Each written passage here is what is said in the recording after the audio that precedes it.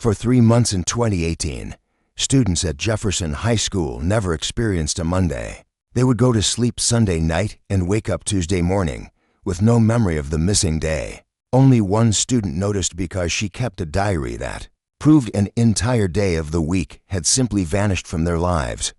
Chen had been keeping a diary since she was 12 years old.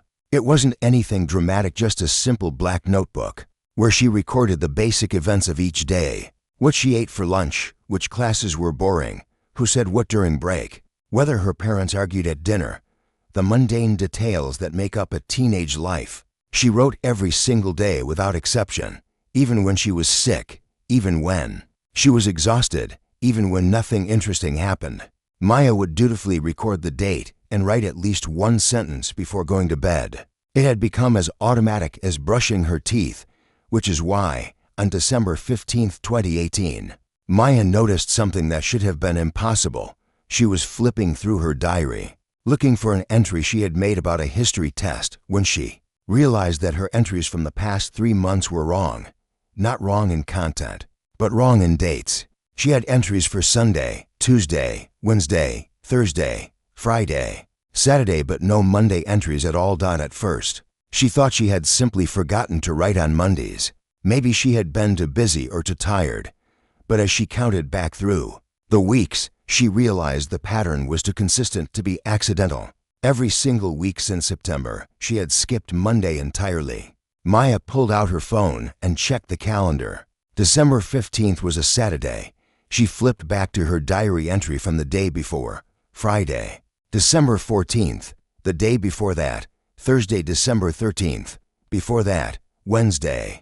December 12th, then Tuesday. December 11th, then Sunday. December 9th. December 10th didn't exist in her diary, according to her own handwriting. Monday had never happened. She stared at the pages for a long time, trying to make sense of what she was seeing. Had she really been so busy every Monday for 3 months that she had forgotten to write? It seemed impossible. Maya was nothing if not consistent about her diary, but the evidence was right there in her own handwriting. Week after week of missing Mondays, stretching back to September. Maya went to her computer and pulled up the school calendar on the Jefferson High website. She clicked on December and counted the days. The calendar showed Sunday, December 9th, followed immediately by Tuesday, December 11th.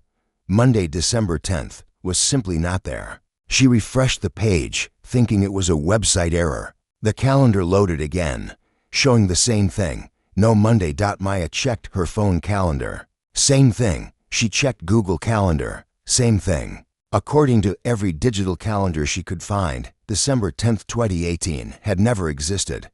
But that was impossible. Days don't just disappear from calendars. Maya began to feel a familiar tightness in her chest. The same feeling she got when she couldn't understand a math problem, or when she thought she might have forgotten an important assignment. She decided to test her theory. Maya opened a new browser window and searched for December 10th, 2018. The search results were scattered and confusing. Some websites referenced December 9th and 11th, but none specifically mentioned December 10th. News articles from that time period jumped from Sunday the 9th to Tuesday the 11th as if Monday had never existed. Maya felt sick. She was either losing her mind or something was very wrong with reality. She called her best friend. Jennifer. Hey, Maya said when Jennifer answered. Quick question. What day was yesterday? Friday, Jennifer replied without hesitation. Why? And what day is today? Saturday. Maya, are you okay? You sound weird. What day comes after Sunday? Jennifer paused. Tuesday. Maya, seriously, what's going on? Maya hung up the phone and stared at her diary. Jennifer had answered without hesitation, as if Monday simply didn't exist in her understanding of the week. But Maya remembered Monday. She remembered the concept of Monday, even if she couldn't remember any specific Mondays from the past 3 months. The next morning was Sunday. Maya made a decision. She was going to stay awake all night and see what happened when Monday was supposed to begin. She set multiple alarms on her phone for every hour starting at 11 p.m. Sunday night. She arranged herself on her bed with snacks, water, and her laptop, determined to witness the transition from Sunday to whatever came next. At 11 p.m., Her alarm went off. Maya checked the time, 11 p.m., Sunday, December 16 at midnight. Her alarm went off again. Maya looked at her phone, 12 a.m., Tuesday, December 18th. She blinked and looked again. The date had jumped from Sunday, December 16th, directly to Tuesday, December 18th.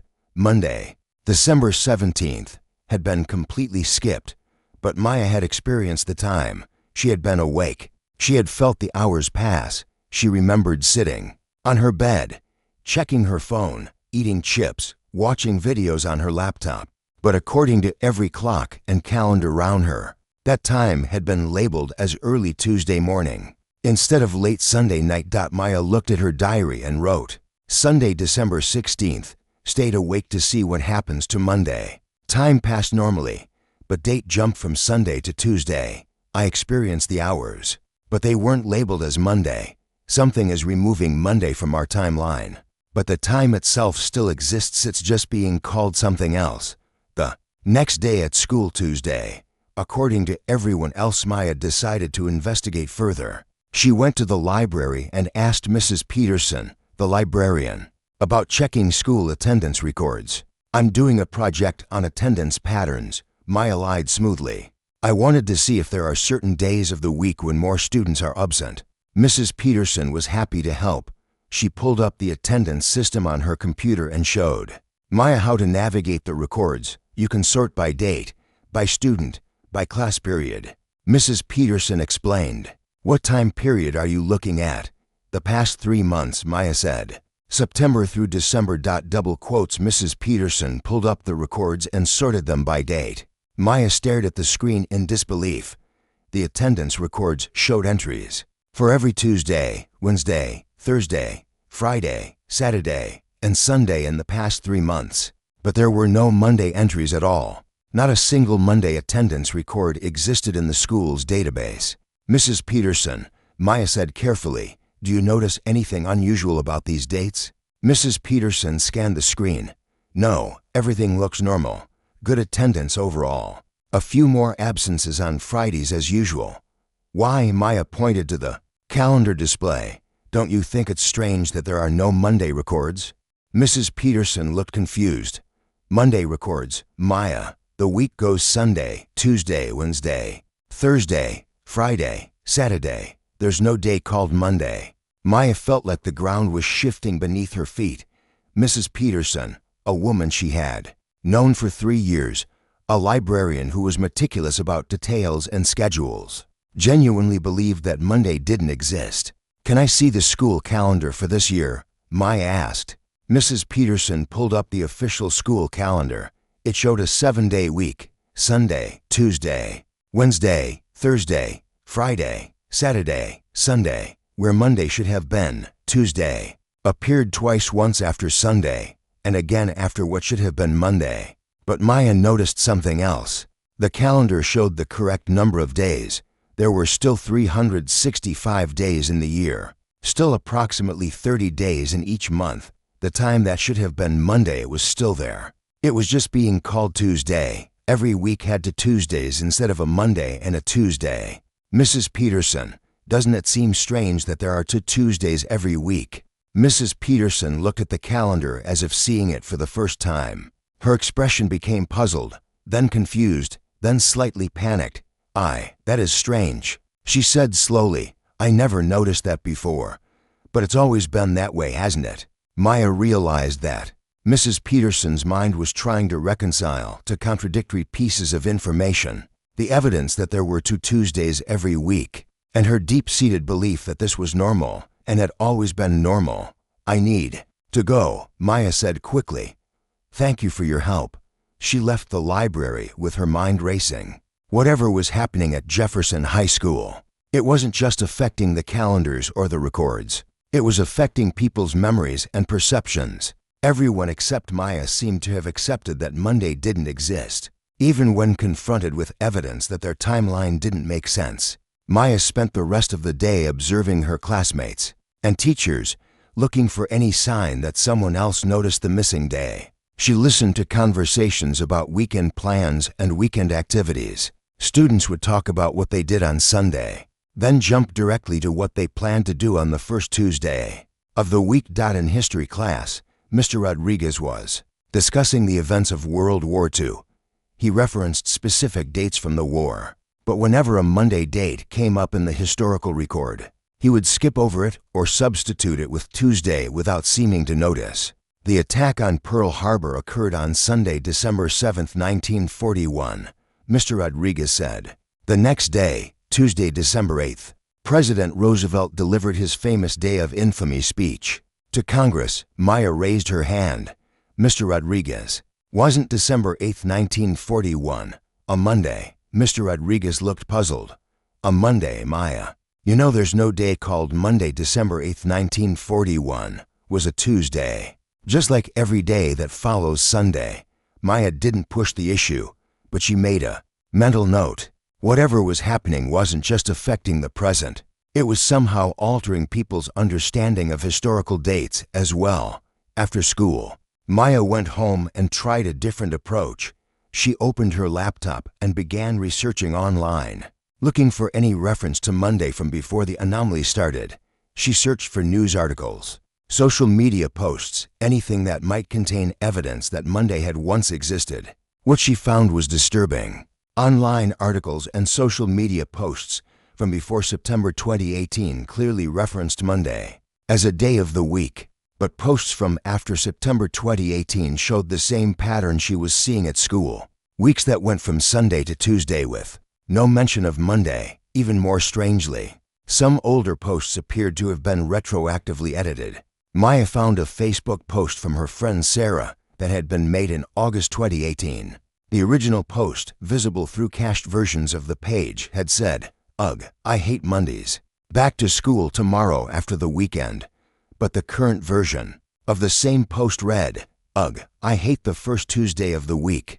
Back to school tomorrow after the weekend." The post had been changed, but it still didn't make complete sense. Sarah was expressing hatred for the first Tuesday of the week, which was exactly the kind of awkward phrasing someone might use if they were trying to describe Monday without using the word Monday. Maya began to suspect that whatever was removing Monday from their reality was also retroactively editing records and documents to maintain the illusion that Monday had never existed. But the editing wasn't perfect. It left behind awkward phrases and logical inconsistencies that most people seem to ignore. She decided to test this theory. Maya created a blog post on her personal website and wrote, "Today is Monday, December 17th, 2018.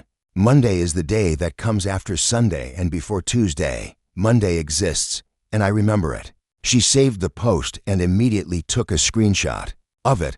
Then she waited. An hour later, Maya checked her blog again. The post had been automatically edited. It now read, "Today is the first Tuesday, December 17th, 2018. The first Tuesday is the day that comes after Sunday and before the second Tuesday. The first Tuesday exists, and I remember it." The editing had been done in real time, without her knowledge or permission. Somehow, the system that was removing Monday from their reality was also monitoring and editing any attempt to document or discuss Monday's existence. Maya felt a chill run down her spine. This wasn't just a calendar glitch or a mass delusion. This was something actively and intelligently maintaining the illusion that Monday didn't exist. That evening, Maya decided to confide in her parents. She found them in the living room, watching television. "Mom, Dad, I need to ask you something, and I need you to really think about your answer." Her parents looked up, concerned by her serious tone. "How many days are in a week?" Maya asked. 7, her mother replied immediately. "Can you name them?" Her father counted on his fingers. "Sunday, Tuesday, Wednesday, Thursday, Friday, Saturday, and Sunday again." "Wait, that's only 7 if you count Sunday twice." Her mother frowned. "Honey, that doesn't sound right. Let me think. Sunday, Tuesday, Wednesday, Thursday, Friday, Saturday. That's 6 days. But you said there were 7 days in a week," Maya pointed out. Her parents looked at each other, confusion evident on their faces. "There are 7, her mother insisted. "There have always been 7 days in a week, but I can only name 6. What if I told you there was a day called Monday that comes between Sunday and Tuesday? Maya asked gently. The moment she said the word Monday, both of her parents winced as if they had heard something unpleasant. Maya, you're making up words, her father said. There's no day called Monday. The week goes Sunday, Tuesday, you know this. But if there are 7 days in a week, and you can only name 6, doesn't that mean there's a missing day? Her parents stared at her, and Maya could see the cognitive dissonance playing out on their faces. They knew intellectually that there should be 7 days in a week, but they could only name 6, and they refused to accept that Monday could be the missing 7th day. Maybe we're just miscounting, her mother said finally. I'm sure there are 7 days, and I'm sure we know all of them. That night, Maya lay awake thinking about what she had discovered. Everyone at school, everyone in her family, everyone she had spoken to was living in a reality where Monday didn't exist. They had all accepted this change so completely that they couldn't even perceive the logical inconsistencies it created. But Maya could see the inconsistencies. She could remember Monday. She could recognize when things didn't add up. The question was, why was she immune to whatever was affecting everyone else? Maya thought about the timing. The Monday anomaly had started in September 2018. According to her diary, what had been different about her life in September? She had started her senior year at Jefferson High. She had begun taking AP Psychology with Dr. Martinez. She had joined the school newspaper. Dr. Martinez.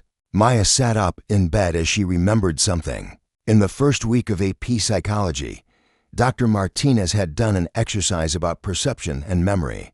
He had shown the class a series of images and asked them to write down what they remembered seeing. Then he had shown the images again, but they had been subtly altered.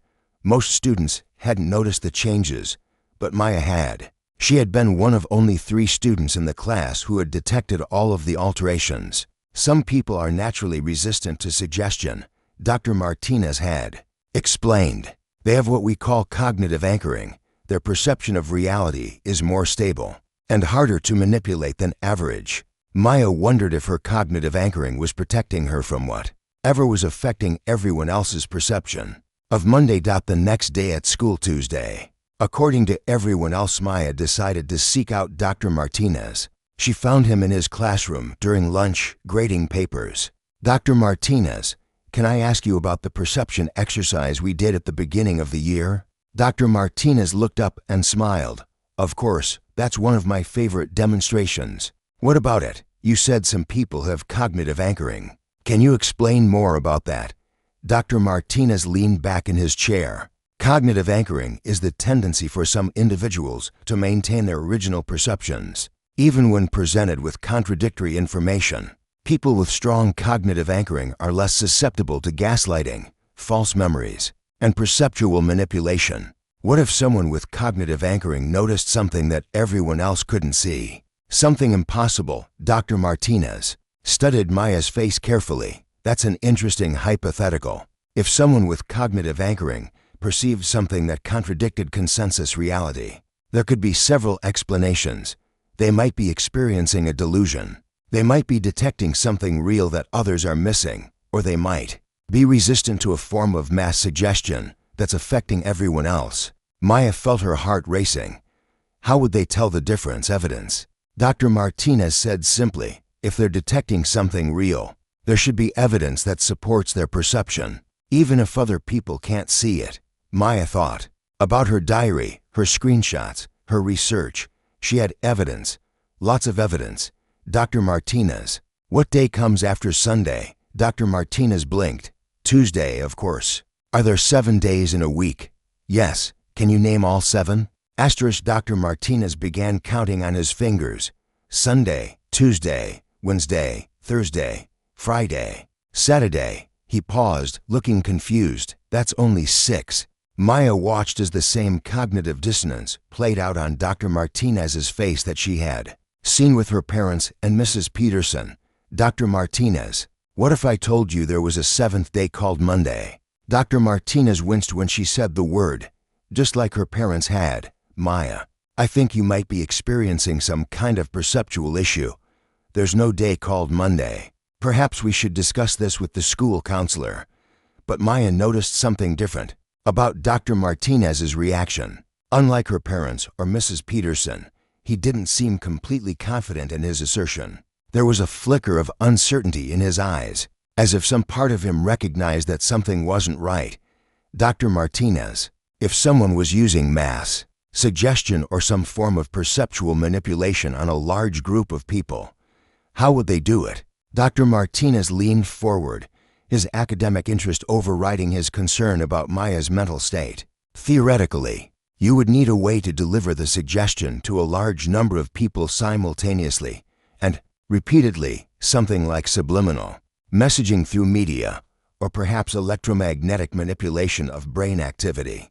But such techniques are largely theoretical and would require enormous resources and sophisticated technology. Maya felt a chill.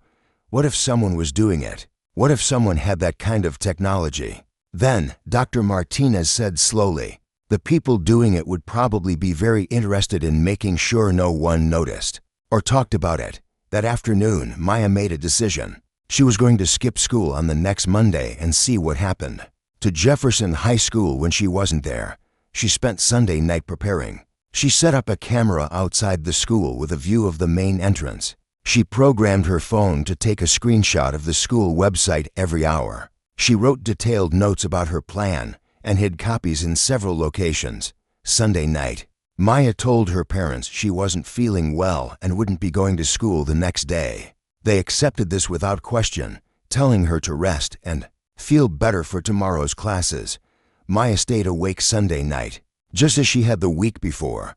At midnight, the date on her phone jumped from Sunday to Tuesday. But Maya wasn't going to accept that this time. She was going to investigate the missing day. She got dressed and drove to Jefferson High School. It was early Tuesday morning according to her phone, but Maya knew it should be Monday morning. The school parking lot was empty, which seemed normal for such an early hour. But as Maya watched, something extraordinary happened. At exactly 7:30 a.m. when school normally started, cars began pulling into the parking lot. Students got out and walked toward the building. Teachers arrived and unlocked classrooms. The school came to life just as it did every other day. But according to every clock and calendar, it was early Tuesday morning. According to the official school schedule, classes didn't start until later on Tuesday. Yet here was the entire school operating on what Maya knew was the Monday schedule. Maya checked her camera footage. The camera showed the same thing she was witnessing: students and teachers arriving at 7:30 a.m. on what the timestamp labeled as early Tuesday morning. She drove home and checked the school website. The website showed that school was closed on Tuesday until later in the day.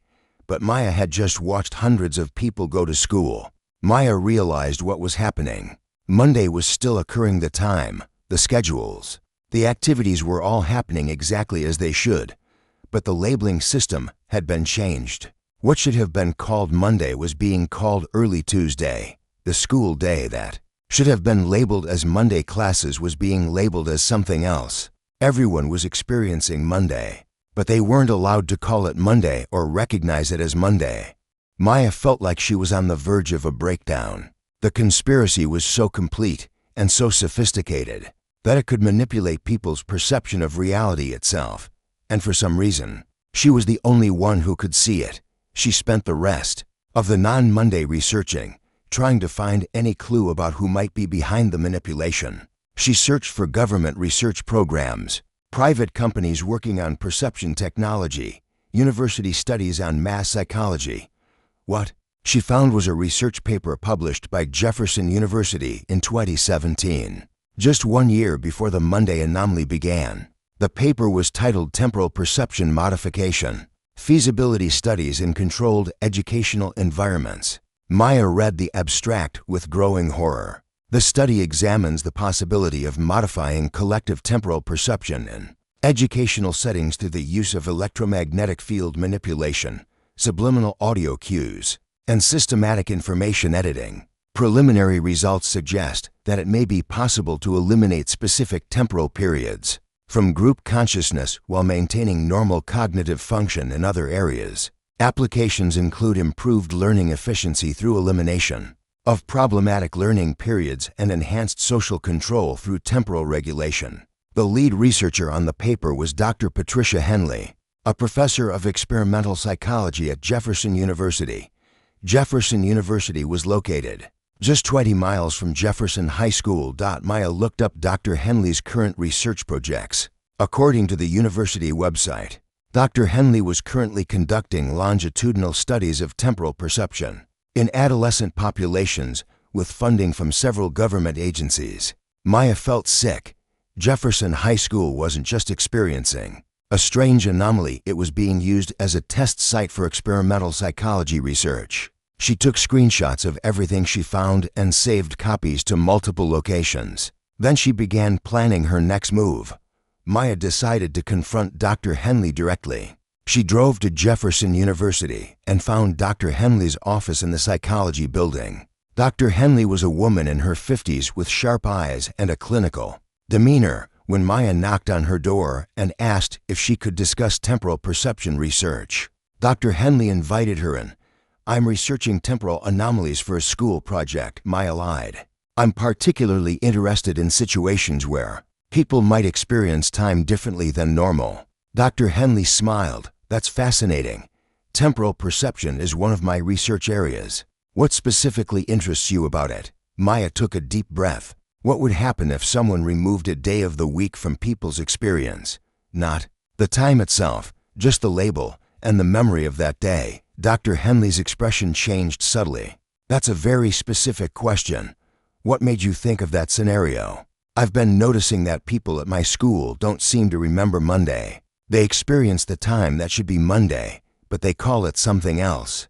Dr. Henley leaned forward. "What school do you attend?" "Jefferson High School." Dr. Henley was quiet for a long moment. Then she stood up and closed her office door. "Maya," she said. And Maya was startled to realize that Dr. Henley knew her name even though she hadn't introduced herself. "You shouldn't be here. You know who I am. We've been monitoring your resistance to the temporal modification program. You're the only subject who has maintained awareness of the eliminated temporal period." Maya felt her heart pounding. "You're experimenting on us.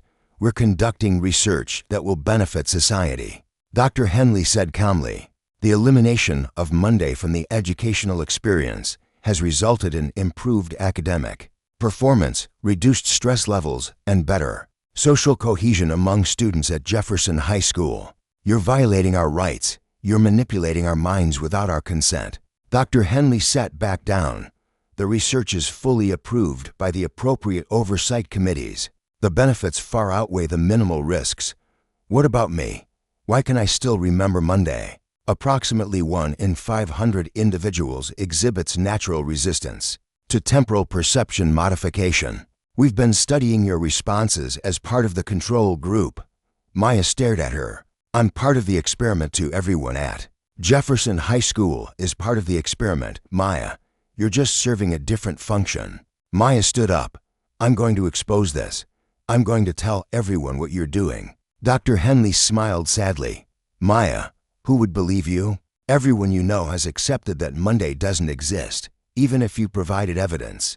Their minds would rationalize it away, and if you became too persistent in your efforts to expose the research, we would simply modify your own temporal perception to bring you into alignment with the rest of the population.